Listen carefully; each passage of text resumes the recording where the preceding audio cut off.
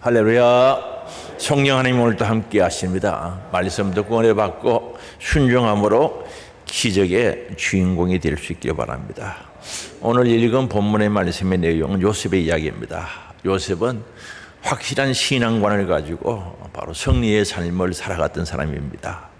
그가 걸어갔던 인생길은 결코 평탄한 길은 아니었습니다. 힘들고 어려운 길, 어떻게 보면 다른 사람들이 경험해보지 못했던 고난의 길을 걸어갔던 사람이 바로 요셉이죠. 그런 가정에서 바로 12아들 중에 11번째로 태어나서 아버지의 사랑을 많이 받고, 특별히 바로 야곱인 아버지가 요셉에게 채색 색동옷을 지어 입히고 많이 사랑을 했던 겁니다.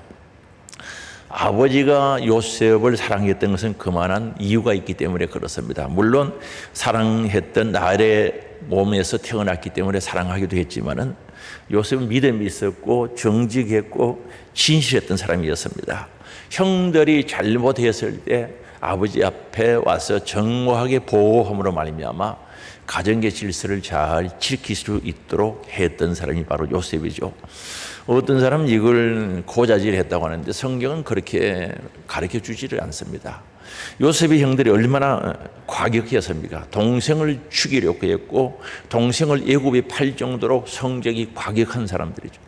그들이 서로 다투고 싸우고 소란을 일으키면서 가정의 질서를 파괴시킬 때 그런 부분들을 요셉은 아버지 앞에 정확하게 보고했고, 아버지는 그에 따라서 자녀들을 잘 양육시킬 수 있는 그런 일들을 하게 한 분이 바로 요셉이었던 겁니다.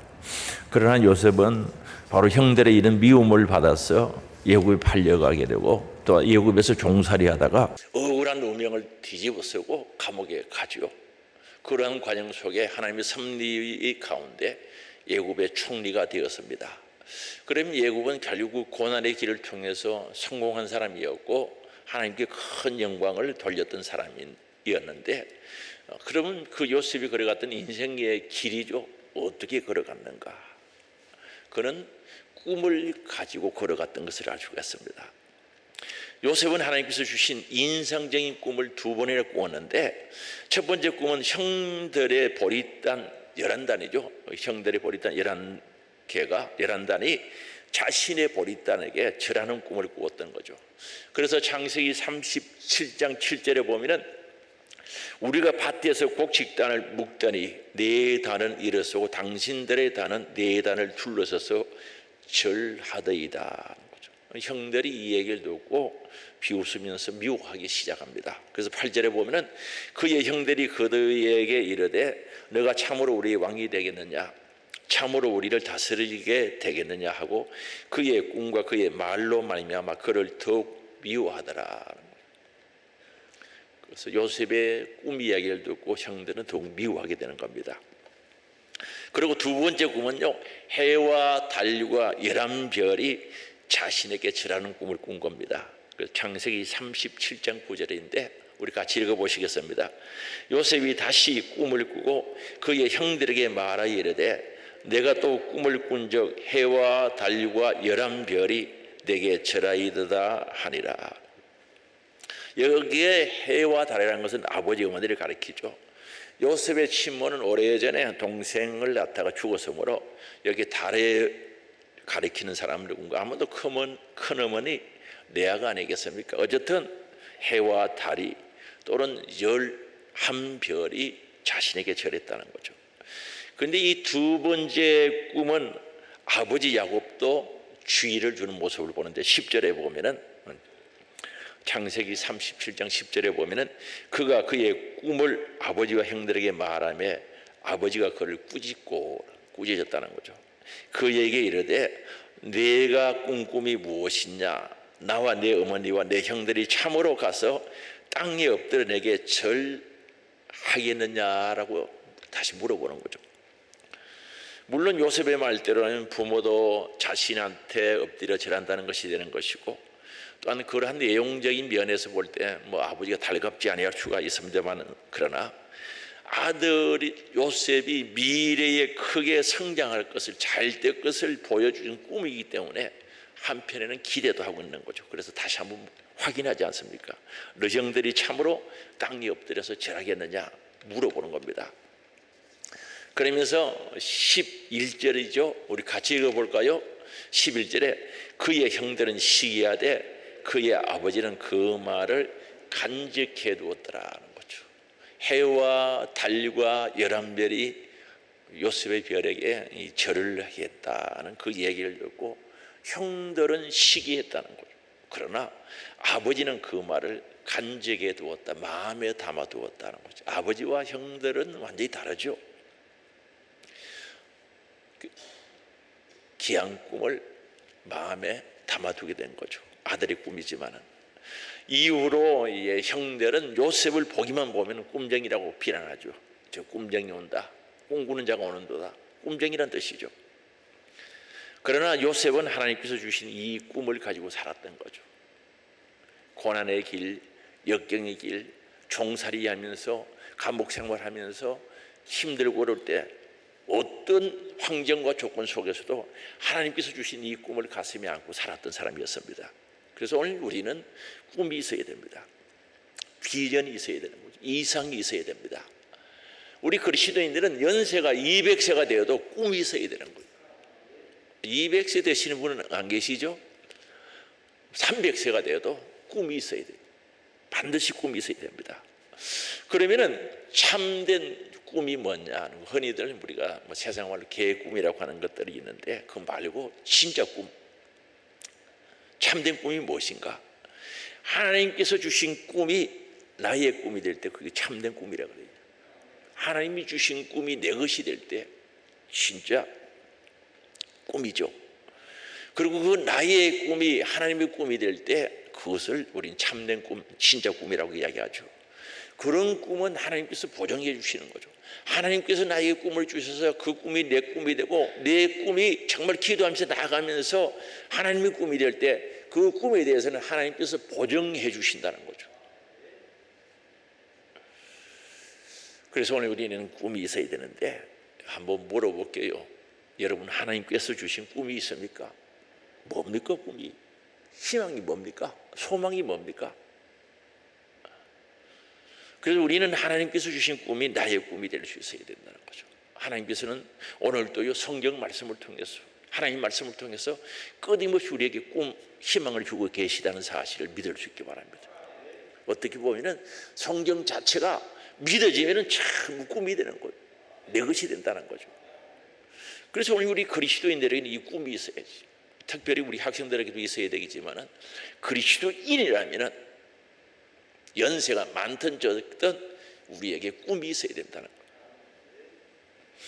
남아프리카 공화국 넬슨 만델라는 사람이 있습니다. 몇 년 전에 돌아가셨죠. 그분이 1964년도죠. 그분이 나이가 44세 때입니다. 감옥에 간 거죠. 왜 갔는가? 남아공은 흑백 분리 정책을 사용했던 거죠. 흑인과 백인, 너무 바로 백인들이 흑인들을 마음대로 부려먹고 분리 정책을 사용했기 때문에 그걸 철폐하기 위해서 그게 힘썼던 사람입니다. 그래서 1964년도 44세 때 감옥에 들어가서 71세 때 나왔던 27년 동안 옥살이 한 사람입니다.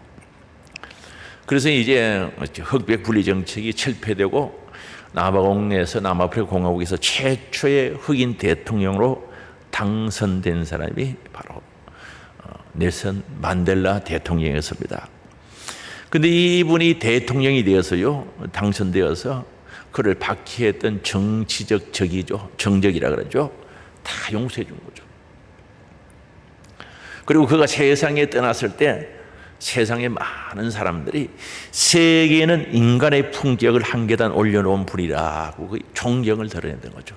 인간의 품격을 한 계단 올려놓았다고 그렇게 이야기했습니다. 그가 오랜 세월을 절망하지 않고 잘 견뎌내는 거죠. 27년 동안. 그래서 사람들이 물어본 거죠. 어떻게 그 감옥에서 참고 그렇게 잘 견디고 오늘까지 올 수 있었냐고 물어보니까 그가요, 한 말이 유명한 말인데 아저이 때문이라고 했는데, 아저이는 희망이라는 뜻입니다. 지금 이 사진을 찾아보니까 아마도 남아공에 그서 사용하는 단어 같아요. 아저히 희망 때문에 살아왔다는 거죠.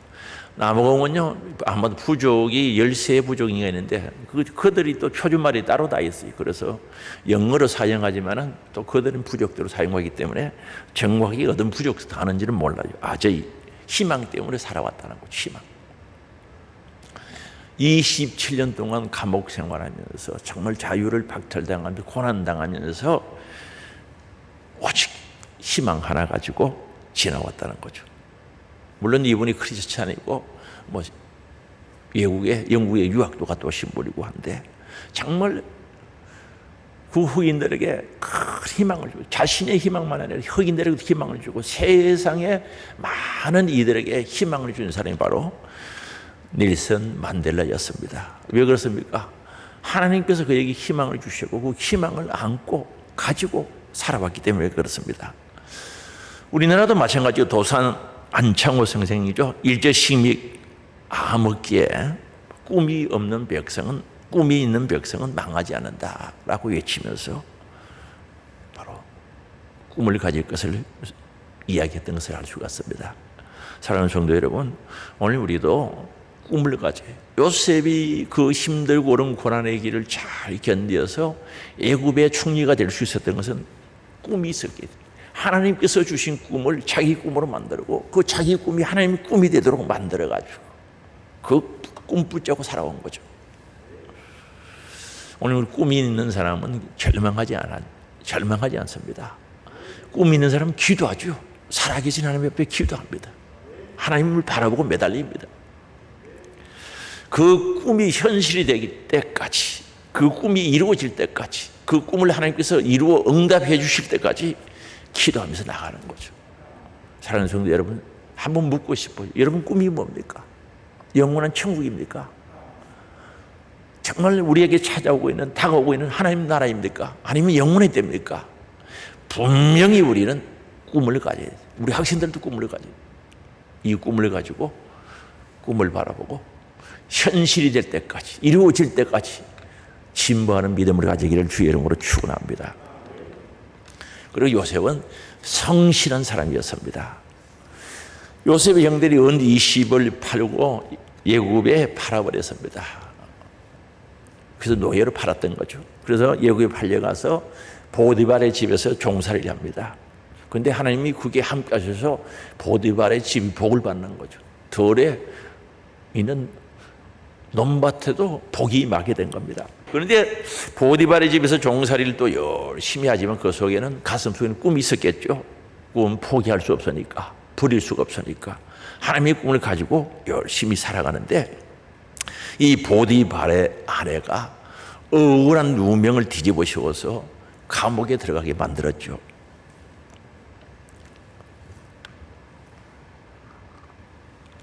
정말 요셉은 억울합니다. 죄 지은 것도 없고 잘못한 것도 없는데 감옥에 갔습니다. 그 감옥 생활하면서 바오로의 왕궁에서 일하던 술 맡은 자, 술을 관리하는 자, 그 다음에 떡 맡은 자, 떡을 관리하는 자가 어떻게 잘못해서 그게 감옥에 같이 생활하게 되죠. 그래서 이 두 사람이 꿈을 꿨습니다. 그래서 꿈을 해몽해 주는데, 꿈을 풀이해 주는데 정확하게 맞았던 거죠. 정확하게 맞았어요. 그런데 2년이 지났어요. 바로라는 말은 예고의 왕이라는 뜻이죠. 바로가 꿈을 꿨는데 이 꿈을 꾸긴 꿨는데 무슨 뜻인지 해몽할 자를 찾아봐야 찾지를 못하고 요술사 부르고 지혜 있는 현인들도 불러서 꿈을 풀이하게 했지만 아무도 몰랐던 겁니다. 그 와중에 술 맡은 자가 감옥에 있을 때 요셉이 꿈을 잘 풀이하는 것을 보고 생각이 나가지고 바로에게 추천하게 되는 거죠. 그래서 이 요셉이 바로 앞에 가서 서게 됩니다. 예후의 왕 앞에 서게 되는데 그 바로가 꾼 꿈은 살찐 암소 7마리가 나일강에서 풀을 뜯고 있는데 피골이 상접한 충치한 암소 7마리가 살찐 암소 7마리를 잡아먹어버린 꿈을 꾼 거죠. 그리고 두 번째 꿈을 꿨는데 잘 익은 이삭 7개가 있었는데 7이삭이 있었는데 바로 바싹 마른 이삭 7개가 삼켜버린 꿈을 꿨던 거죠. 그래서 요셉이 이야기를 듣고 이야기합니다. 두 가지의 꿈은 하나라고 이야기합니다. 뜻은 똑같다는 거죠. 7년 동안 큰 풍년이 오고 7년 동안 그 이후에 흉년이 올 것이다 라고 꿈을 풀이해 준 거죠. 해몽해 준 겁니다. 그리고 요셉이 바로에게 권면을 하는데, 요셉은 지혜로운 사람에게 이집트를 맡기고, 다시 말해 애굽을 맡기고 7년 풍년 동안 애굽의 땅 수확의 5분의 1을 각 성에 저축하라고 조언을 하게 됩니다. 그래서 창세기 41장 36절이죠. 오늘 읽은 말씀인데 한번 같이 읽어봅니다. 이와 같이 그 곡물을 이 땅에 저장하여 애굽 땅에 임할 7해 흉년에 대비하시면 땅이 이 흉년으로 말미암아 망하지 아니하리이다. 바로와 그의 모든 신하가 이 일을 좋게 여긴지라. 좋게 받아들였다는 거죠. 그래서 바로는 이 요셉의 지혜로운 모습을 보고 바로 경이롭게 여겨서 임금의 도장을 벗겨서 끼워주는 거죠. 그리고 바로 아래 2인자로 총리로 세운 겁니다. 그래서 버금 수레를 태웠다는, 두 번째 수레를 태워준 거죠. 수레를 주게 된 거죠. 그러면 요셉이 여기서 애굽의 총리가 된 거죠. 바로 밑에, 왕 바로 밑에 총리가 된 사실을 알 수가 있습니다. 그럼 요셉은 어떤 사람이었는가? 어떻게 해서 애굽의 총리가 될 수 있었는가? 물론 꿈을 가지고 살아왔습니다만은 그런 성령이 충만한 사람이었던 것을 알 수가 있습니다. 38절이죠. 바로 38절에 보면은 말씀합니다. 41장 38절이죠. 우리 같이 한번 읽어봅니다. 요셉이 애굽 왕, 제가 잘못했습니다. 38절. 바로가 그의 신하들에게 이르되 이와 같이 하나님의 영에 감동된 사람을 우리가 어찌 찾을 수 있으리요 하고, 여기 보면은 바로가 왕이 신하들에게 이르되 이와 같이 하나님의 영에 감동된 사람을 어디서 찾을 수 있겠냐는 거죠. 어찌 찾을 수 있겠는가? 이걸 보면 요셉은 하나님의 신에 감동되었다는, 하나님의 신이 충만했다는 거죠. 하나님의 영에 충만한 사람, 다른 말로 성령, 주의 영이 충만한 사람이었다는 거죠. 성령이 함께 하시고 하나님이 함께 하셨던 사람, 성령이 충만했던 사람. 구약 시대 때도 부분적으로 필요에 따라서 왕들에게나 특별한 사람들에게 성령이 충만했던 것을 알 수가 있는데, 바로 요셉에게 성령이 충만했다는 거죠. 오늘 우리는 성령이 충만하다는 것이 굉장히 중요하죠. 말세가 되면 하나님이 영을 부어준다고 그랬어요. 그래서 오순절날 마가이다라 방에서 기도하는 사람이 성령 충만히 받아서 초대교회의 역사가 일어나기 시작하죠. 그래서 오늘 우리도 이 성령이 충만해야 되겠구나, 주의 영으로 감동되어 살아야 되겠구나 하는 것을 깨닫게 해주죠. 그리고 요셉은 어떤 사람이었는가? 성실한 사람이었는데 46절에 보면은 요셉이 애굽 왕 바로 앞에 설 때 30세라 그가 바로 앞을 떠나 애굽 온 땅을 순찰하니, 그 넓은 애굽 땅을 순찰했다는 것은 성실하게 현장에서 지도 감독하면서 총리 일을 맡았다는 거죠. 아니, 제자리에 앉아서 명령만 내리고 보고만 받아도 될 텐데 성실하게 현장에 다니면서 지도 감독했던 사람이었던 것을 알 수가 있습니다. 애굽 온 땅에 순찰했다는 거죠. 그 애굽 보면 성실한, 진짜 성실한 사람이죠. 그리고 7년 동안 곡물을 창고에 꼬박꼬박 저장하죠. 48절에 보면은 요셉이 애굽 땅에 있는 그 7년 곡물을 거두 각 성에 저장하되 각 성읍 주위의 밭의 곡물을 그 성읍 중에 사두매 차곡차곡 7년 풍년 동안 곡식을 창고에 들이는 모습을 봅니다. 그래서 49절이죠. 우리 같이 읽어보시겠습니다. 사둔 곡식이 바다 모래같이 심이 많아 세기를 거쳤으니 그 수가 한이 없음이었더라. 7년 동안 창고에 가득가득해서, 그래서 결국은 직원이 왔을 때 정말 굶주림에 허덕이는 그들에게 양식을 나눠줘서 전부 살게 하는 거죠. 애굽 사람만 그렇게 한 것이 아니라 이웃 나라 사람들까지도 양식을 나눠줄 수 있을 정도로 철저하게 준비했던 성실한 사람이었던 것을 알 수가 있습니다. 그렇습니다. 요셉은 가슴에 하나님께서 주신 꿈을 가지고 고난의 길, 역경의 길, 어떤 길이든지 가면서 성실했던 사람, 성령에 충만하고 성령에 감동된 삶을 살면서 성실하게 살았던, 온 땅에 찾아가서 순찰하면서 전장 지도 감독하고 지도했을 뿐만 아니라 곡식의 창고에 곡식을 차곡차곡 쌓아서 정말 7년 흉년을 대비했던 사람, 성실했던 사람임을 알 수가 있습니다. 오늘 우리에게도 이 성실이 있기를 원합니다. 주의 일은 성실한 사람들을 통해서 하게 되어 있습니다.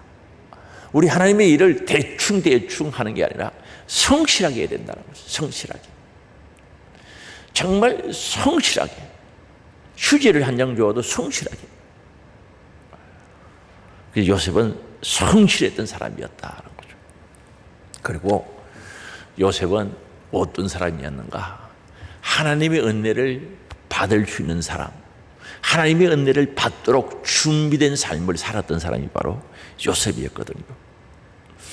요셉이 흉년이 오기 전에 이제 두 아들을 얻게 됩니다. 두 아들을 얻게 되는데 창세기 41장 50절이죠. 우리 같이 읽어볼까요? 흉년이 들기 전에 요셉에게 두 아들이 나되 곧 온의 제사장 보디베라의 딸 아스낫이 그에게 낳은지라. 7년 흉년 오기 전에 이제 아스낫을 통해서 두 아들을 얻게 되는 거죠. 근데 요셉은 그 두 아들의 이름을 특별하게 지었거든요. 장남의 이름을 므낫셋이라고 지었습니다. 므낫셋이라는 뜻은 잊어버렸다는 뜻이죠. 잊어버렸다, 잊어버렸다는 거죠. 이름이 특이하죠. 혹시 여기에 오신 분들 중에 이름이 잊어버렸다는 뜻을 가지고 있습니까? 없죠. 잊어버림, 므낫셋, 잊어버렸다는 거죠. 하나님께서 내게 내 모든 고난과 내 아버지의 온 집의 일을 잊어버리게 하셨다는 거죠. 그런 의미입니다. 아버지 집에 있었던 형들 이야기죠. 그리고 그가 살아온 모든 고난, 그 모든 것을 싹 잊어버리도록 이름을 므낫셋 지었다는 거죠.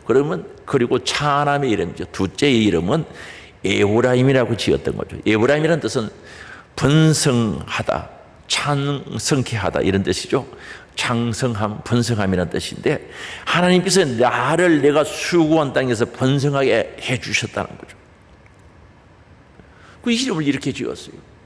정말 하나님의 은혜를 잊지 않고 기억하기 위해서, 또한 하나님께서 주신 은혜를 계속 받아 누리기 위해서 두 아들의 이름을 므낫셋, 에브라임으로 지었다는 거죠. 이 므낫셋, 잊어버리면 뜻이죠. 두 아들의 이름을 보면 요셉의 그 생각과 신앙을 읽을 수가 있거든요. 두 아들의 이름을 보면 요셉의 신앙관을 알 수 있다는 거죠. 요셉은 이제 큰 대국의 총리가 되지 않았습니까? 많은 권력을 가졌던 겁니다. 정말 그를 괴롭혔던 사람들을 복수하려고 하면 충분히 할 수 있는 위치에 있었고 힘도 있었습니다.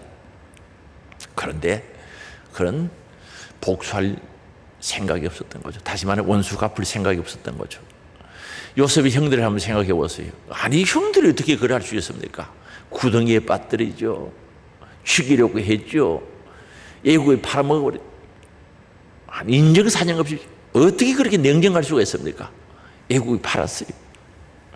그뿐입니까? 보기만 보면 꿈꾸는 자다. 하여튼 요셉을 많이 괴롭힘을 당했던 거죠.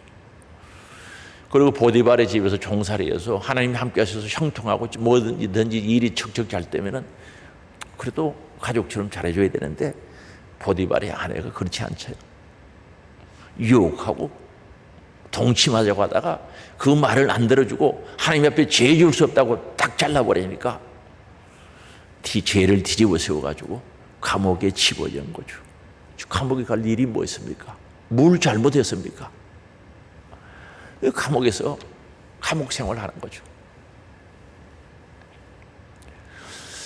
요셉은 자신에게 상처를 준 많은 사람들, 괴롭혔던 사람들, 억울하게 정말 고생시켰던 사람들 충분히 복수할 수 있는, 원수 갚을 수 있는 위치에 있었고 힘이 있었다는 거죠. 그런데 복수는 안 하더라도 한 번쯤은 짚고 넘어갈 만도 한데 한 번쯤은 너희들이 그래서 되겠느냐라고 확인하고 짚고 넘어갈 만도 한데 그러지를 않았다는 거죠. 이 모든 걸 싹 잊어버려. 아버지 집에 있었던 일들과 그가 살아오면서 지나오면서 있었던 모든 일들을 잊어버리기를 원했던 겁니다. 그래서 장자의 이름을 잊어버린 게 우선이기 때문에 큰아들 이름을 므낫세, 잊어버렸다. 잊어버린 이름을 지은 거죠. 우리 주위에 보면요, 지나간 과거의 어떤 일들을 잊어버리지 못해서 고통 가운데 살아가는 사람들이 있습니다. 재밌게 막 웃다가도 친구들하고 이야기하다가도 과거에 좋지 못했던 정말 힘들었던 그걸 잊어버리지 못해서 그만 얼굴이요 굳어져 버려요.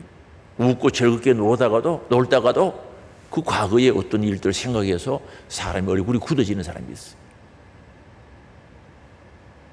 참 안타까운 사람들이죠. 마음이 아파요. 잘 읽다가도 과거 생각에 사로잡혀 버리면 얼굴이 팍 굳어져서 웃음이 사라져 버리는 거예요. 어떤 그 여자분 부인은요, 남편이 옛날 섭섭하게 했던 거 그거 잊어버리지 못하는 거죠. 그래서 이제 남편이 새롭게 돼서 막 사랑을 주고 잘하려고 예를 서는데 그걸 받아들이지는 못하는 거죠. 참 그것도 안타깝죠. 아이 그 과거에 그랬던 게 싹 잊어버리고 지금 사랑하고 잘해주려고 하면 받아들이면 행복할 텐데 그걸 못 받아들이는 거죠. 그게 매여가지고 과거에 매여서 받아들이지는 못하죠. 무술 영화를 보면요, 아버지가 이 원수가 된 그런 것들을 자녀들이 그 원수 감다고 이 자녀들이 죽을 때까지 그 원수 감다가 쫓아다니는 모습을 보죠. 그것도 참 안타까운 모습이죠. 부모의 원수를 자녀들이 갖겠다고 아니 자기가 죽을 때까지 추적하고 따르는 모습을 봅니다. 그뿐입니까? 과거에 자기에게 했던 섭섭한 말 한마디, 큰 것 아니에요. 그 말 한마디 때문에 평생 잊지 못하고 그저 고통 속에 살아가요. 그게 생각날 때마다 고통 속에 살아가는 거죠.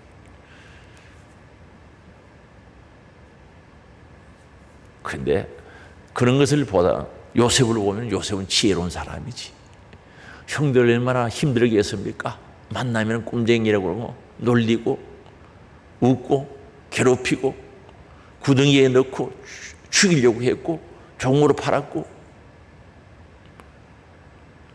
그거 다 잊어버리기 원했던 거죠. 이게 지혜 있는 사람이죠. 그래서 장자 이름을 뭐라고요? 므낫세, 잊어버리기를 원했던 거죠.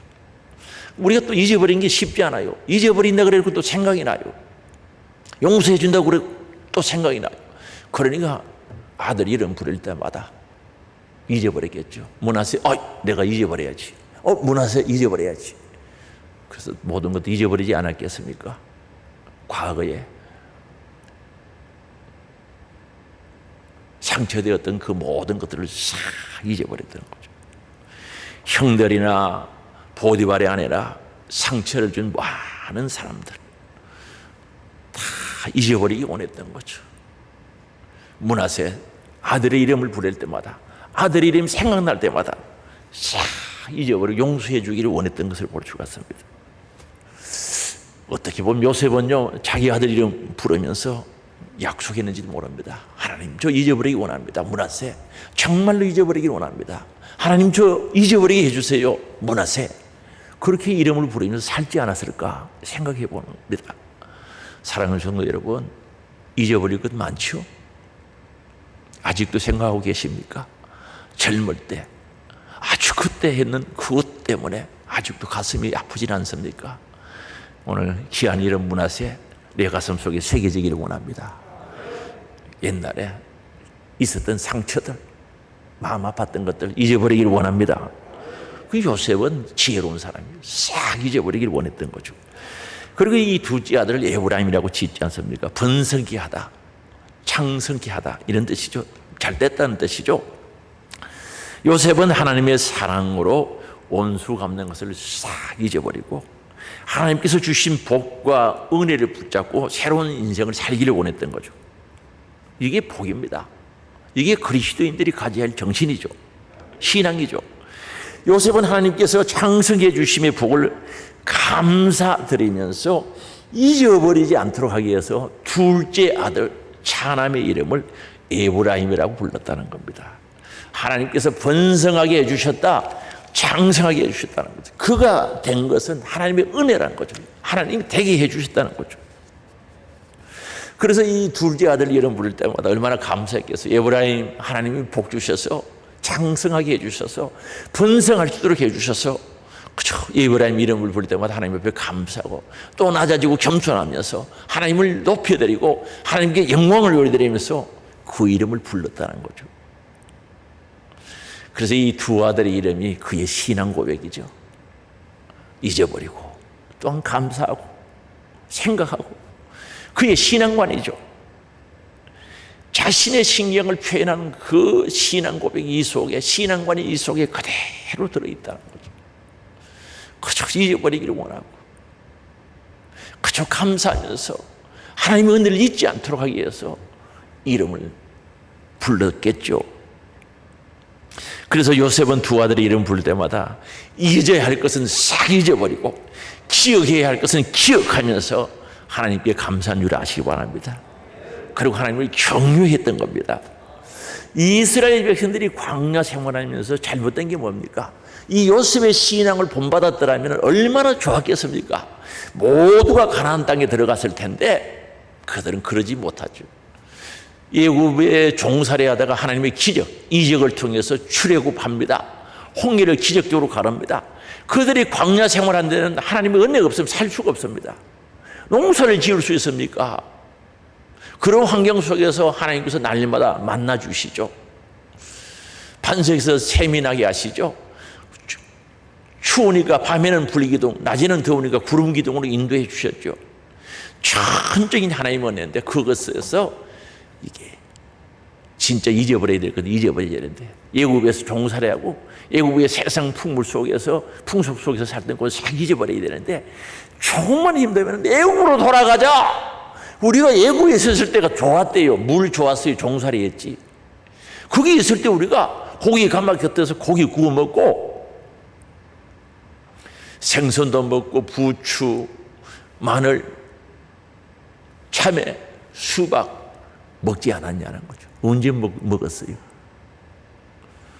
이 과거에 종살이하던 그 잘못된 습성을 잊어버리지 못하는 거죠. 잊어버려야 되는데. 그리고 정말 그들이 기억해야 될 것은 적과 꿀이 흐르는 가나안 땅, 하나님께서 약속으로 주신 그 땅을 생각하고 기억하면서 가자. 하나님께서 우리에게 주셨다.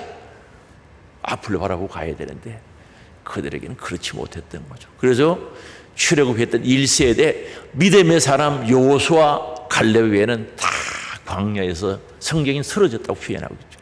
죽게 된 거죠. 오늘 잊어야 할 것이 뭡니까? 싹 잊어버리기를 원합니다. 우리 기억해야 될 것 잊으면 안 돼요. 기억해야 될 것은 기억해야 됩니다. 은혜를 기억해야 되는 거죠. 정말 나를 힘들고 어려울 때 도와주시고 내 몸이 불편할 때, 희망이 없을 때 건져주시고 치료해주신 그런 하나님 은혜를 잊어버리면 안 되는 거예요. 싹 잊어버리면 생각조차 하지 못하더라고요. 생각조차 하지 못해요. 그 생각을 못하는 게, 사람과의 관계 속에는 생각 못해도 좋아요. 그 사람과의 관계 속에서 생각을 못하면 하나님과의 관계 속에도 생각을 못하는 거죠. 왜 요셉이 에브라임이라고 이름을 붙였겠어요? 잊어버리지 않도록 하기 위해서. 오늘 하나님의 은혜를 기억하기를 원합니다. 하나님의 사랑을 기억하기를 원합니다. 하나님의 구원의 은총을 기억하기를 원합니다. 에브라임, 새겨지는 아름다운 이름이 될 수 있길 바랍니다. 그럼 요셉의 신앙관이 어땠는가? 요셉의 신앙관은 살아계신 하나님의 주권을 인정하는 사람. 하나님이 나의 주인이라는 거죠. 생명의 주인이고 내 인생의 주인이고 모든 것의 주인들은 주권을 인정하고 하나님의 섭리, 인도하심을 믿었던 사람이에요.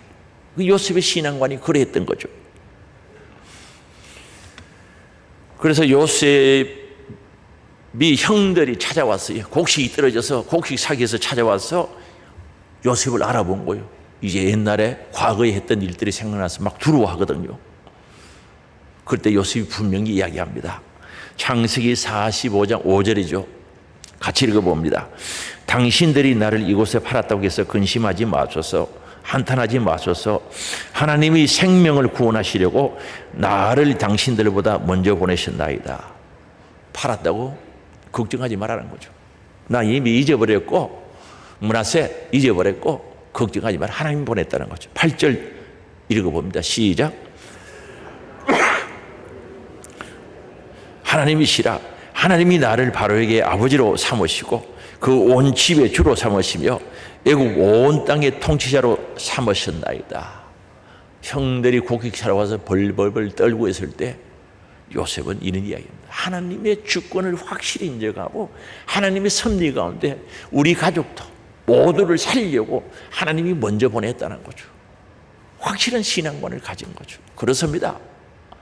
하나님의 주권을 인정하시는 분들, 하나님의 섭리를 믿는 분들은 흔들리지 않아요. 고난이 와도 역경이 와도 흔들리지 않고 잘되고 형통해도 교만하지 않습니다. 잘되고 형통해도 하나님의 주권을 인정하는 사람은 겸손할 수밖에 없죠. 겸손하단 말입니다. 겸손하게 이야기합니다. 그리고 요셉의 아버지가 야곱이 돌아가시죠.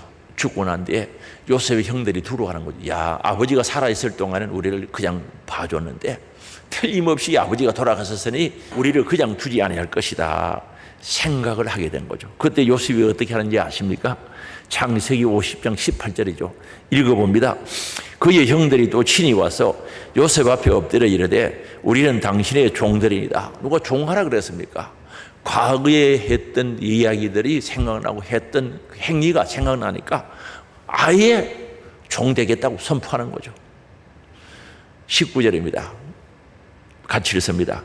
요셉이 그들에게 이르되 두려워하지 마소서 내가 하나님을 대신하리라. 여러분, 우리는 어떤 하나님의 은혜를 받고 능력을 받았다 할지라도 하나님을 대신할 수 없다는 사실을 알아야 돼요. 하나님의 주권을 확실히 인정해야지 내가 하나님의 자리에 앉으면 안 된다는 거죠. 하나님 대신해서 하나님 자리에 앉아서 비판도 하고 정죄도 하고 심판도 한다? 있을 수 없는 일이죠. 요셉은 분명히 이야기합니다. 이 내가 하나님 대신하겠습니까? 형들 들어가지 마세요. 하나님 대신할 수 없다는 거죠. 확실한 신앙 고백, 신앙관을 가진 겁니다. 하나님의 위대하심을 인정한 거죠. 하나님의 아버지 됐음을 인정한 거죠. 분명한 신앙관이 있었단 말입니다. 그리고 20절이죠. 당신들은 나를 헤아려 하였으나 하나님은 그것을 선으로 바꾸었다는 거죠.